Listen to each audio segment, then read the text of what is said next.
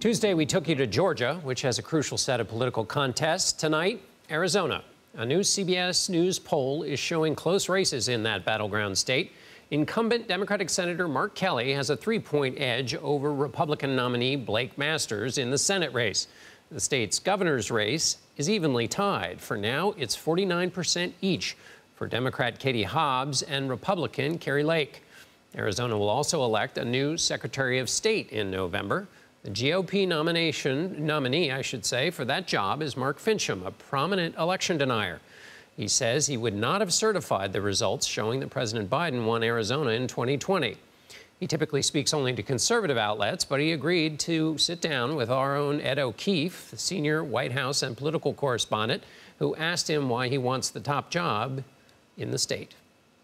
I want to make sure that we have secure, fair, open and transparent elections. And I'm concerned that we're not there right now. Ed O'Keefe joins me now. Ed, next to Georgia, Arizona ranks very high in the minds of election deniers, and it also has had a tumultuous recent past in the Republican Party as the party's moved from the kind of McCain-Goldwater wing to one more infused with Donald Trump's spirit. Give us a sense of Arizona as a state before we talk about these individual races. Yeah, look, John, I mean, as you know very well, this is a state that has competitive races just about every 2 years. It's a state that has people who've lived here for decades and others who've moved in more recently for whatever reason, and it keeps it competitive. You've got a registration spread that has about 33% Republican, about 30% Democrat, 30% independent. So anyone who's running statewide, you would think, has to win over independent voters in order to win elections here. One of the issues that some of these statewide candidates believe resonates with Republicans, but also some independents, are concerns about election integrity. That's why Kari Lake, the governor candidate, has been talking about it, and why Mark Finchem, the Secretary of State candidate, has been so vocal. And you mentioned the rift in the Republican Party. We're on the campus of Arizona State University here in Tempe tonight because a few buildings behind us, Congresswoman Liz Cheney, of course, of Wyoming, is here to talk at the McCain Institute about her concerns about threats to democracy. She's in essence here to stick a needle in the eye of those Republicans in this state who deny the results of the 2020 election. So it's drawing out-of-state concern as well from fellow Republicans. If Mark Finchem wins, he will have influence over the counting of votes in the next presidential election. And you asked him a question about the last election. Let's listen to what he said.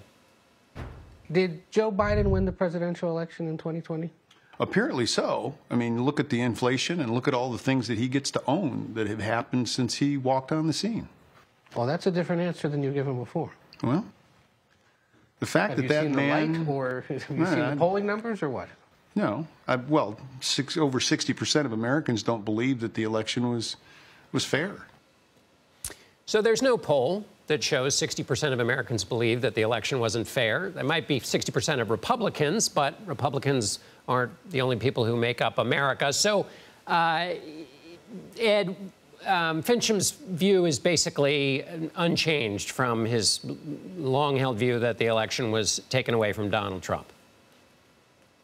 It is. And, you know, John, I got to say, having spent time in the last several years talking to statewide candidates, Finchem's probably got the sharpest case of tunnel vision I've ever seen for a statewide contender. In that, as you said, he hasn't changed his tune, he hasn't changed his scope of vision.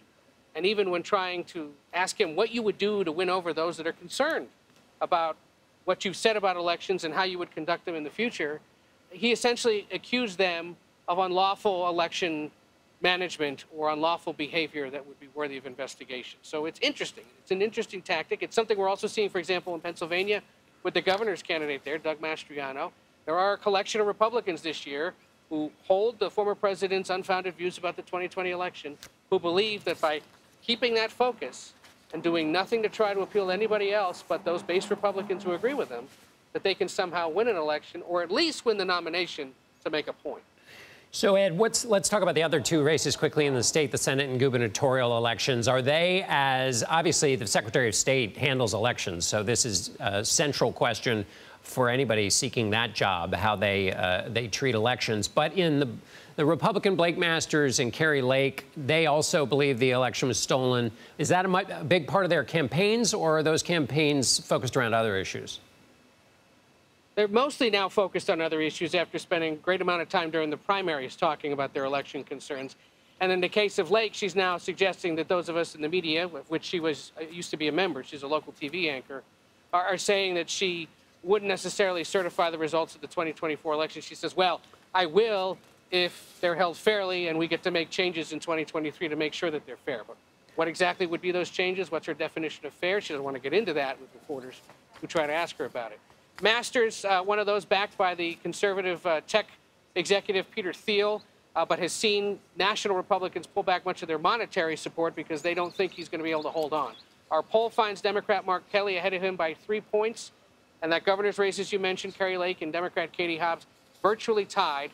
What's helping Democrats in this state right now is urgent concern among voters worried about abortion rights, because this is a state that's now reverted back to a law passed in 1864 that makes anyone who assists with an abortion procedure liable to end up in prison unless there's a risk to the mother.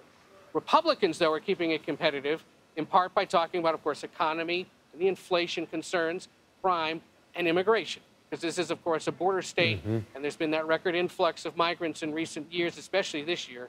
It's an issue that's keeping it hot for them and keeping these closest tick-tock tight. All right. Ed O'Keefe on the campaign trail for us in Tempe, Arizona. Thanks, Ed.